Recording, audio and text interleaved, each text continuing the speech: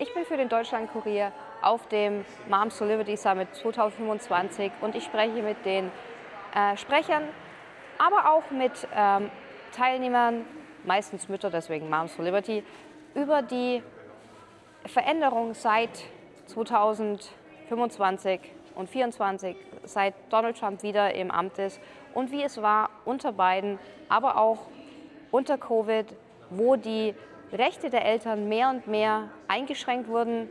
Erst mit der Mandaten und der Vaccine-Geschichte und den Lockdowns, aber dann auch durch die vermehrte Indoktrinierung der Kinder in Schulen, in Public Schools, über die Vogue-Agenda mit Transgender, LGBTQ. Und Moms for Liberty ist eine konservative Vereinigung, die seit Jahren für mehr Rechte der Eltern und ein kleines Government einsteht, um wieder die Power oder die Eltern wieder zu verstärken und zu stärken in ihren Rechten. Denn in Amerika gibt es auch Homeschooling, wo die Eltern bestimmen können, was im Curriculum steht, was die Kinder lernen und nicht vom Bildungsministerium aufgezwungen wird. Was auch sehr faszinierend ist, Donald Trump hat eine Exekutivorder unterschrieben, um das Bildungsministerium bundesweit abzuschaffen, um mehr Macht den Eltern zu geben, aber auch zu den Staaten, zu Bundesstaaten wie Florida, um das Lehrmaterial konservativer und auch wieder mehr christlich und weniger sozialistisch-ideologisch gestalten zu können. Ich spreche mit Teilnehmern, aber auch mit Sprechern heute und das ganze Wochenende über, was sie denn so von der Initiative Moms for Liberty denken, aber auch inwieweit sie stolz sind oder welche Pläne und Strategien weitergeführt werden müssen, um zu garantieren, dass die Kinder ideologsfrei aufwachsen können in den USA. So we are here at the Moms for Liberty Summit and I would like to have your opinion about homeschooling, because homeschooling is forbidden in Germany. We're not allowed to do homeschooling. We had homeschooling a little bit while COVID because there was lockdowns with online schooling. But after that, when the lockdown was ended, the children had to go back to school, and we have also a very high indoctrination of leftist values in our public school system. So as an American mother, what would you think if the government would dictate you to bring your child to public school? Well, in America, they definitely have tried that in different states. I'm from North Carolina, and there was a time that they were trying that in North Carolina. Recently, there are different states, again, trying to establish all kinds of regulations for those who are homeschooling, and typically that really riles people up because we believe in our freedoms to educate our children, freedoms to direct their upbringing. And so if we want to homeschool, then that should absolutely be our choice. So it won't fly here in America. We have fought for it many times, and I believe that we'll continue to fight for it. And now that Moms for Liberty is on the scene, we will definitely be fighting to keep homeschooling and school choice in general. We love our private schools, we love our religious opportunities, and we do not want there to be a government school that's communist. That means someone's in control of your children, and they can shield what they're teaching them. And so that's why we're all about transparency in our public schools, and we would never want the ability to homeschool to be taken away. And one last question. So I heard a lot about school council and that you can go to council meetings and school board meetings. So we don't have that in Germany. So we don't have any school board meetings where we actually can take a little bit power back from the curriculum. So what would you think when you wouldn't have that ability to join school boards?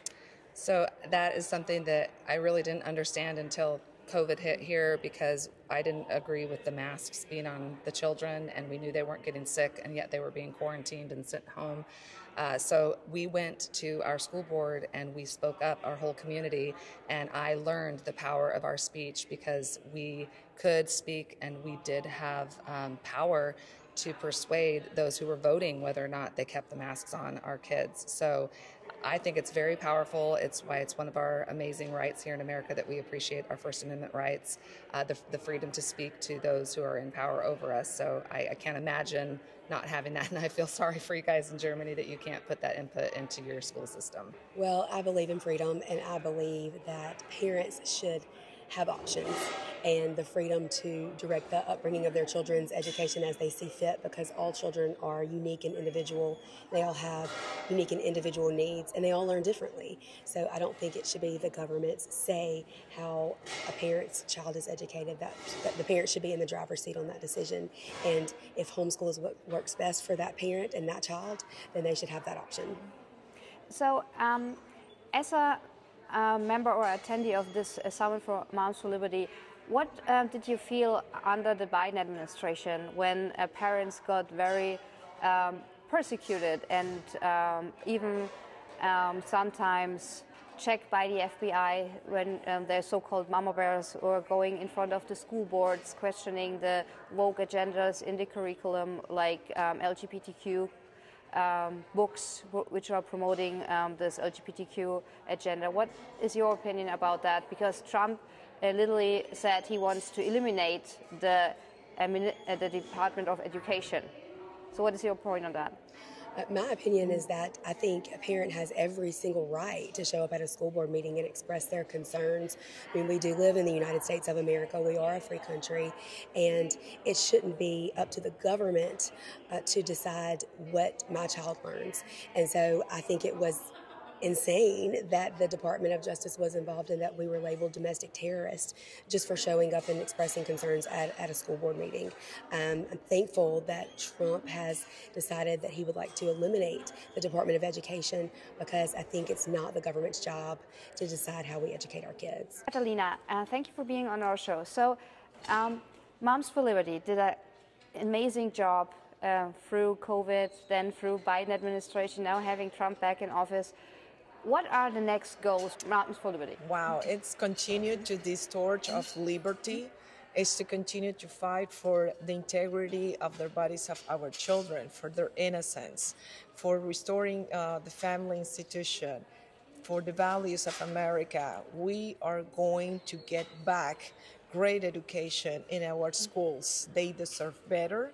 They need to get prepared. They need all the skills. We're working directly with the White House on AI, because they need tools, but they need not to depend on them, but to actually improve their education. So we're going to have so many projects coming up soon, and we will continue especially to promote liberty at all costs. So when you say you promote liberty, when we go now to Germany, where we're not allowed to have homeschooling, where the government literally tries to put parents, arrest them when the children doesn't go 3 days to school, and they are very much promoting a liberal and woke agenda to the German students. What would be your opinion about that if this would happen in America with your background? But absolutely what the government in Germany is doing is tyranny. It's no other than what they did the dictators, because you cannot dictate other thing on our children different than the will of the parents. We have the fundamental rights to direct the upbringing of our children. And this is something that no government gives you. It's born the moment you became a parent. And it's our duty to direct their education, their health, their morals, everything is our children, not the children of the government. So for me, that the government is interfering with that fundamental right, it's tyranny, it's an abuse, and it should not be happening. Here, thank the Lord, we have this liberty to take enhance the education of our children. And I myself, I educate in home my children. I do not believe in educational system. They became indoctrination centers. They became centers for activism, and they are promoting values completely opposite to the family institution. It is not only happening in Germany, it's happening here, it's happening globally. It's a global agenda that is pushing through the schools to our children, and we must defend that. So, Alex, thank you for being on our show. And we were at your podium discussion, and you said you love to bring a little bit sarcasm and irony in your podcast, and in imitating left people with very controversial opinions. Yes. So what do you think about when you hear that in Europe, especially Germany, a journalist got sued by the Minister of Inner Affairs for posting a sarcastic meme that she doesn't like freedom of speech? What is your point on that? It's very scary. Not just what's happening in Germany, what's happening in the UK. I believe it's something like they're arresting 100 people a day. I mean, don't quote me on that, but the amount of people that are getting arrested for social media posts should be zero, unless the social media post is actually calling for violence or is a serious threat. Other than that, you should be able to say anything you want. And I think Germany is a good example of there's literally no freedom of speech in Germany, and it's a great country, some of the smartest, most brilliant people in Germany, yet you don't have the ability to speak freely. So I'm actually not surprised, and I really hope that that sort of, I guess you'd call toxic censorship, does not find its way to America, and it already has a little bit, but I'm really hoping it stays in Europe because I think that trend is going to come to America very soon. Yeah, especially when you see that big tech gets dictated from the European Union with the Digital Safety Act, which says we are saving the children from harming content on the internet, but it's actually censorshiping conservative voices. Do you feel a fear that they might start censoring you? Oh, 100%. And see, that is kind of like the psychological operation when it comes to like censorship. I'll just say this much. I am worried every single day, even now that Elon owns X. I still don't necessarily trust it. Most of the people at X probably could cancel me in 2 seconds. So I find it very disheartening. And I go and I speak at a lot of college campuses, and I try to warn young kids is that this digital media space, whether it's social media, whether anything you're posting online, the technocracy, the people that are in power, all the tech companies, they will make it so that you cannot say whatever they don't approve of on their platforms, and that is going to get worse. So it's a very scary future. Like I imagine in 10 years, the censorship is going to be 1,000% worse than it is now, and I hope I'm wrong, but it's only going to get worse. And when you think that the left side is actually using the very hateful rhetoric, what we saw with Charlie Kirk, that they framed him as a white supremacist, that he is a fascist, that he is misogynist. Yes, but actually they are the ones who are increasing the tension. Like the conservative influencers, like you go to the campuses, you try to talk with the people, but the media is raising this hateful rhetoric. Are you afraid that a second Charlie Kirk could happen? I mean, I am not personally afraid of dying, and if that was the outcome, I would still go to college campuses, and I'm not trying to say that's a virtue signal, but I look at Charlie Kirk as a guy that knew that he got multiple threats all the time and was fearless and never stopped going to school, so I'm not going to stop. When it comes to like future threats of violence, I am worried about copycat stuff. You look at Luigi Mangione, they're basically making him out to be a hero. Now, that's not happening in the Charlie situation, but there are a lot of people that said some disgusting things that I wouldn't expect, because if something like that happened to Jasmine Crockett or AOC or a politician that I didn't agree with, I definitely wouldn't celebrate their death. So it's just a sad indication of where we're at, and we're desensitized, and we don't care about other people, and we actually try to spread hate and not love, and that's kind of why the internet's become so toxic. Angela, thank you for being on our show, and this is one of my most favorite interviews because I have so much questions. So, I'm an open book. And my most loved liberal, ex-liberal. Thank you. And I saw your videos, and they were very controversial, but I loved them because they were full of sarcasm. Most of the people didn't understand that they were actually sarcasm. True that, yes. That's true. And so, for me, being a conservative libertarian person, which were the most things in the Democratic Party would make you change your mind about the Democratic Party and then actually leaving New York City and coming to Florida? Well, we're going to be here a while. No. I would say a big turning point for me was this most recent election. Trump won, and I just saw so many people on the left just doubling down, just rooting for him to fail. And I just found it ugly. I'm not going to, the results are the results. I accept them. America spoke. And I want him to do well. Like, I'm not rooting for him to fail. I love the country. So I started seeing a lot of that.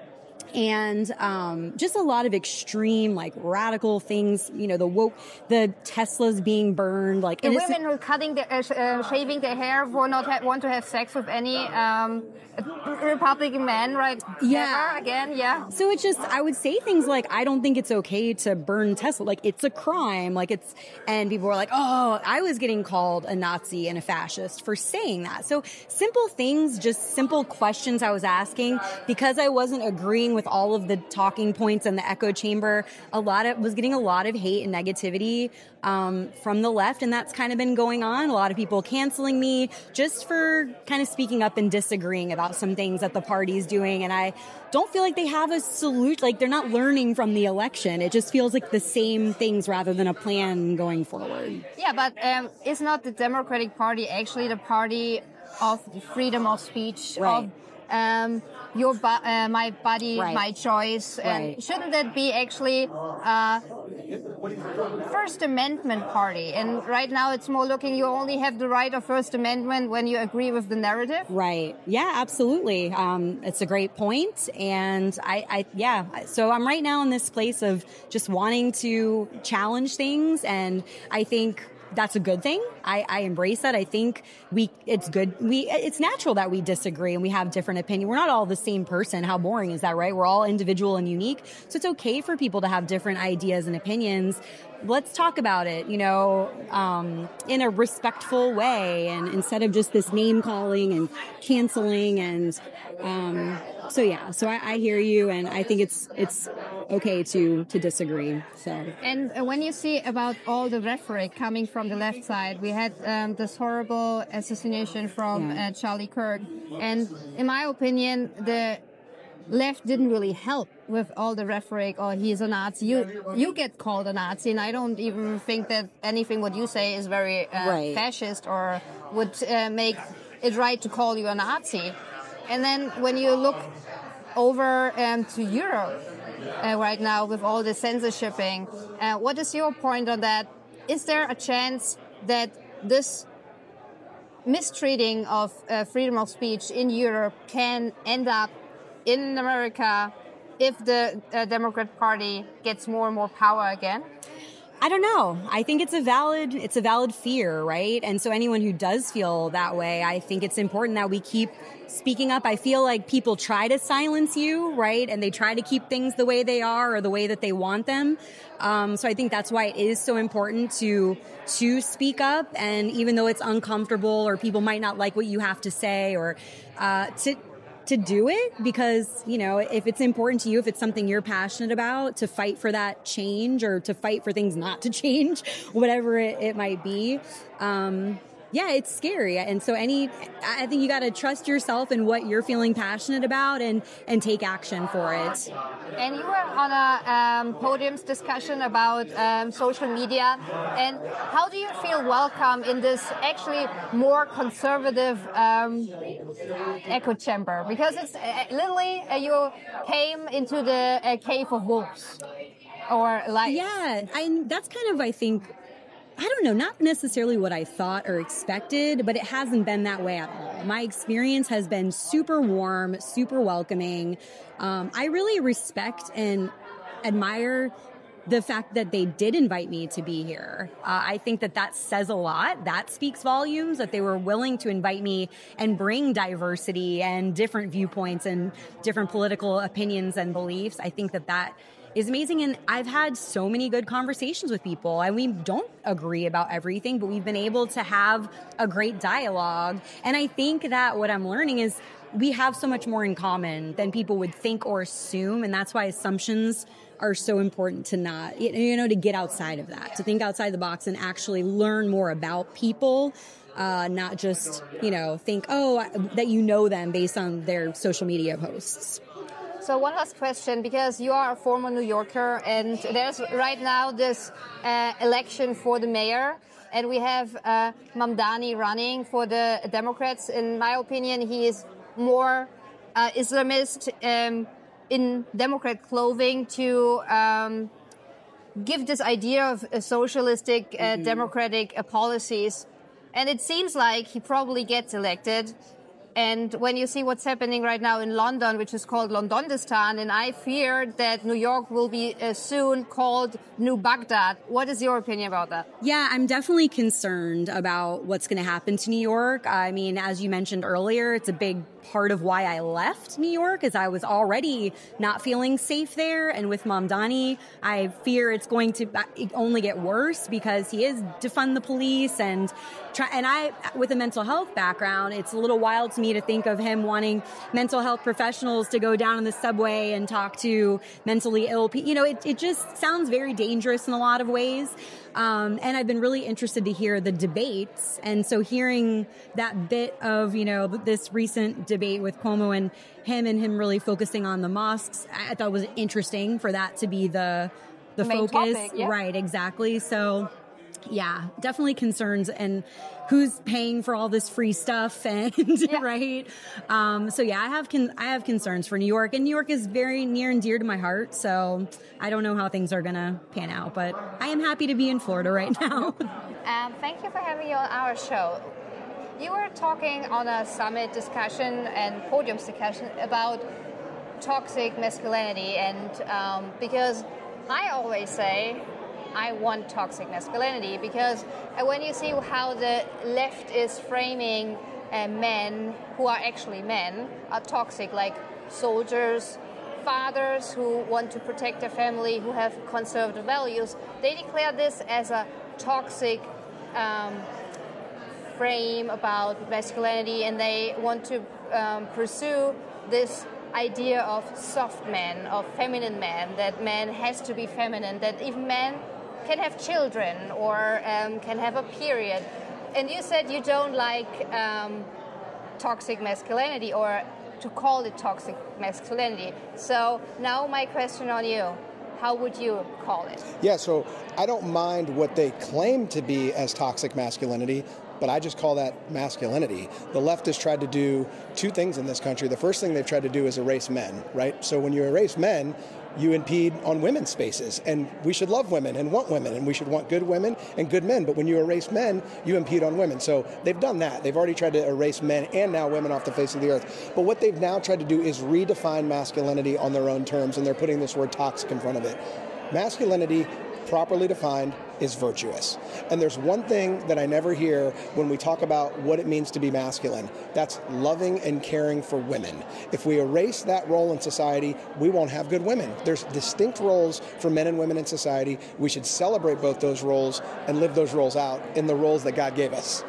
So play now the devil's advocate, because you say, oh, well, we want to pursue the right role for a woman or a man. So in Germany, we say the three Ks, not KKK like you say in America, but it's like kitchen, children, and church, because they all start with a K. It's like Küche, Kinder, Kirche, like church. So they, how do you want to explain this to modern women who don't want to actually live this traditional women life, just be at home, raise the kids, and be only supportive to the man, that the man can thrive? So, but how do you want to explain it that you can have both as a woman? Like, I want to have both. Like, I want to have a family, and I still want to have a career. Yeah, well, my wife does both. So we both work full-time jobs. My wife as well. She also serves on the State Board of Education in the state of Florida. She also founded a nonprofit. So we figured out how to make it both work. I think that people get so misconstrued, they misconstrue and they confuse what it means to share roles. Roles can be shared in a family. We're not saying that men have to be the provider in the family. It's just been more natural for that to be the way over time based on how society's lived. But I am a huge proponent of women in the workforce. There are very specific roles in the workforce that I could never do. There are very specific emotions that some roles require that I could never do. I'd be terrible at some of the things that my wife does in the professional world. So I think all women should be free to pursue the abilities that God gave them to make the world a better place. However, and this goes for men too, we are responsible to our families first. And culture starts at the kitchen table. And our primary vocation is not where we make our money, it's where we raise our kids and raise our family, and we need to get those roles right. So do you think that saying that liberal side and the left wing, especially under Biden, tried to destroy the micro world of the family, the nuclear family?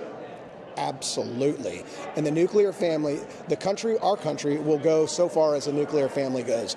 The success of this country starts with the nuclear family. All the statistics show it. If you're raised by two parents, if you go to school and graduate high school, if you get a paying job right out of high school, not college, just high school, and you have children and form a family, you have an 88% chance to avoid poverty in America. So why would we want to destroy the structure that puts kids on a path to do that? And everything the left's doing with having multiple genders, or maybe sometimes just one gender, that destroys the nuclear family. They're tearing down the church. The church is the rock that the nuclear family sits on. So yeah, they've tried to destroy it, but we've got a leader back in office now that's building it all back up, and I think America's best days are ahead of it. Das war Vicky Richter für den Deutschlandkurier aus Orlando vom Moms for Liberty Summit. Und ich hoffe, die Freiheit und der Sinn für Freiheit und für verstärkte Elternrechte wird irgendwann in Deutschland auch ankommen, wo wir dann als Eltern dann auch wählen können, ob wir unsere Kinder zu Hause unterrichten können, um den mehr und mehr in das Schulsystem kommende ideologische Zwang von links Einhalten bieten zu können. Aber das ist leider meiner Meinung nach ein Wunschtraum, aber naja, träumen kann man ja noch.